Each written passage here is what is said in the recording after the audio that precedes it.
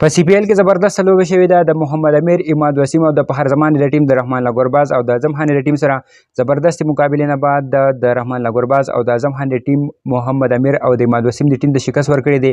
په اخرني ور کې څه واقعه راغلی هغه در سره پیش کوم. د هغې نه علاوه د محمد حارث د مینوال لپاره زبردست خبر دی ځکه چې د محمد حارث په کپتانۍ کې به بابر اعظم لوبه کوي. په کوم ځای کې به لوبه کوي هغه در سره شریکوم. او د هغې نه علاوه د پاکستان د بنګلادیش کرکټ ټیمانو ترمنځ د دویم ټیسټ دویمه ورځ جاري ده. د ډوډۍ د وقفې پورې پاکستان څومره رنز وکړي، د پاکستان کم کھلاڑی وټي ټوټل ډیټیل سره په ویډیو کې شریکوم.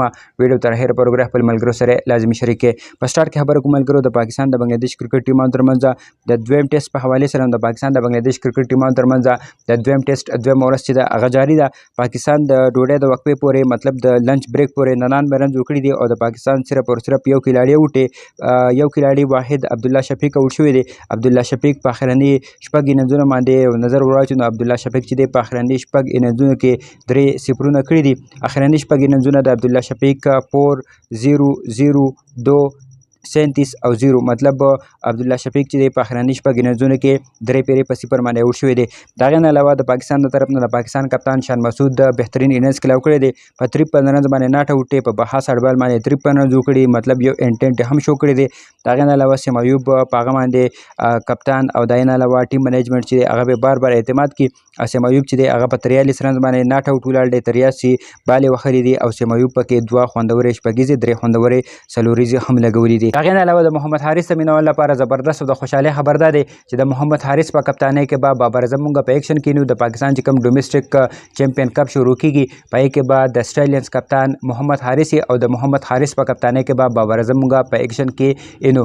تاسو دا هم پته وي چې بابر اعظم د کپتانۍ اپر شوی خو بابر اعظم چې دغه اپر قبول کړی نه او تاسو سره دا خبر مونږ پرون شریک کړو. اوس راځو ملګرو خبره کو د سی پی ایل په حواله سره. په سی پی ایل کې زبردست لوبه شوې ده د پالکن او د مازون وار ټیمانو ترمنځ. تاسو دا پته وي چې د پالکن په ټیم کې د پاکستان په خرزمان محمد امیر او اماد وسیم دی. دا وی مقابله وا د واریر د ټیم سره په کم کې چې د افغانستان رحمان الله ګرباز او د پاکستان اعظم خانو پالکن ټیم اویلم بنه لوبه کړې وا 168 رنزونه جوړ کړو. شپږ لوبغاړي دا ویوټو په خرزمان د پالکن د ټیم د پاره په 33 بال باندې 40 رن جوړ کړو. دوی پکې چکی لګولې او درې پکې چوکۍ لګولې. خو د خرزمان د اننګز دی دا د ټي20 چې کوم ماډرن کرکټ دی نو دغه په حساب سره بهترین اننګز نه دی.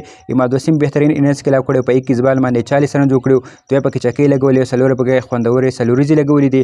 امازون واریر چې دی هغوی دا رنز راړولي دي د په خرزمان د په ټیم پسې امازون واریر دا رنز پوره کړي دي. امازون واریر د طرف نه رحمان الله ګرباز په 14 بال باندې 20 رن جوړ کړي. دوی پکې چکی لګولې دي او د هغې نه علاوه اعظم خان په 9 بال باندې 9 رن جوړ کړي. په اخرني د امازون واریر ټیم ته کوم چې د رحمان الله ګرباز او د اعظم خان د ټیم دی هغوی ته 16 رنز پکارو او اخرني ور چې هغه د محمد امیر او محمد امیر چې دی دغه 16 رنز ورکړي دي. که په اخرني ور باندې یو نظر وراچو نو په اخرني ور په لومبي بال چې دی هغه ډاټ شوی دی. په دویم بال باندې پیټورس په محمد امیر باندې چوکه ولګوله. په دریم بال په بیا چوکه ولګوله.